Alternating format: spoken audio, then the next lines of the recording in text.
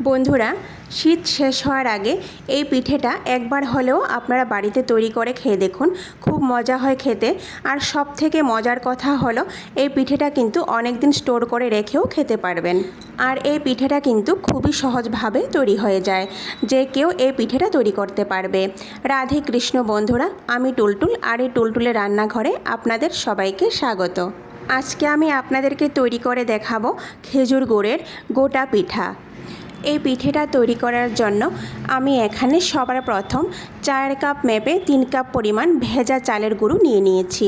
খুব সামান্য পরিমাণ লবণ দিয়ে দেব। তারপর 1 কাপ পরিমাণ নারিকেল কুড়া দিয়ে দেব। নারিকেল কুড়াটা আপনারা এখানে কমিয়ে বা বাড়িয়েও দিতে পারেন। বন্ধুরা, আমি এখানে ভেজা চালের গুঁড়ো নিয়েছি। আপনারা চাইলে কিন্তু এখানে শুকনো চালের গুঁড়োও ব্যবহার করতে পারেন। এবার হালকাভাবে একটু মিশিয়ে নেব। এবার আমি চালের গুঁড়োর মিশ্রণের মধ্যে খেজুর গুড় দিয়ে দেব। সবটা খেজুর গুড় কিন্তু আমি এখানে দেব না। হাফ কাপ পরিমাণ, মানে 4 কাপ মেপে হাফ কাপ পরিমাণ খেজুর গুড় আমি এখানে দিয়ে দেব। খেজুর গুড়ের পরিবর্তে কিন্তু আপনারা এখানে অন্য গুঁড়ও ব্যবহার করতে পারেন। তাহলে কি করতে হবে, অন্য গুড়কে সামান্য একটু জল দিয়ে গলিয়ে নিতে হবে, বাস এতটুকুই। চালের গুঁড়োটা এইভাবে হাত দিয়ে ভালো করে মিশিয়ে আমি 4 কাপ মেপে হাফ কাপ পরিমাণ খেজুর গুড় দিয়ে দেব। দিয়ে এবার ভালো করে মেখে নেব। আমি এখানে অল্প করেই খেজুর গুড় দিয়েছি, পরে যদি আবার দেওয়া লাগে তাহলে আবার দেওয়া যাবে। একসঙ্গে আমি এখানে অনেকগুলি খেজুর গুড় ঢেলে দেব না, তাহলে কিন্তু মাখা হবে না। দেখুন, মাখাটা কিন্তু একটু নরম হবে। এই দেখুন, এইভাবে কিন্তু মাখাটা হবে।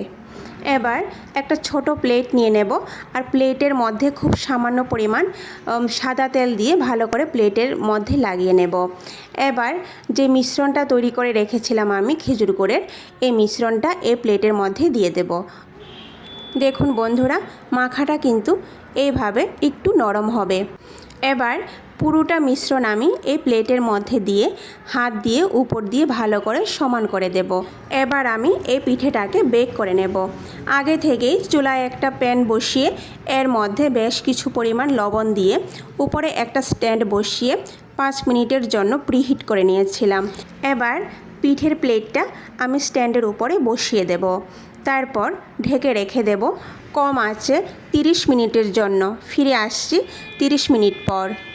দেখুন বন্ধুরা, পিঠেটা কিন্তু আমাদের এখানে তৈরি হয়ে গেছে।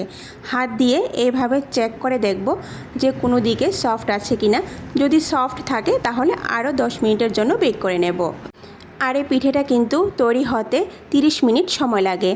এবার এই পিঠেটাকে নামিয়ে ঠান্ডা করে নেব। ঠান্ডা করার পর এইভাবে একটা ছুরির সাহায্যে পিঠেটাকে প্লেট থেকে উঠিয়ে নেব।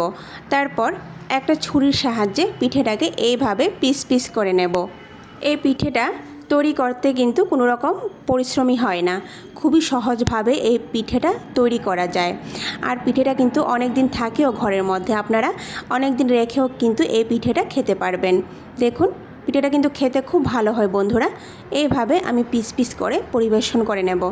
তাহলে তৈরি হয়ে গেল আমাদের খেজুর গুড়ের গোটা পিঠা। ভিডিওটি সম্পূর্ণ দেখার অনুরোধ রইল। কেমন হয়েছে কমেন্ট করে নিশ্চয়ই জানাবেন।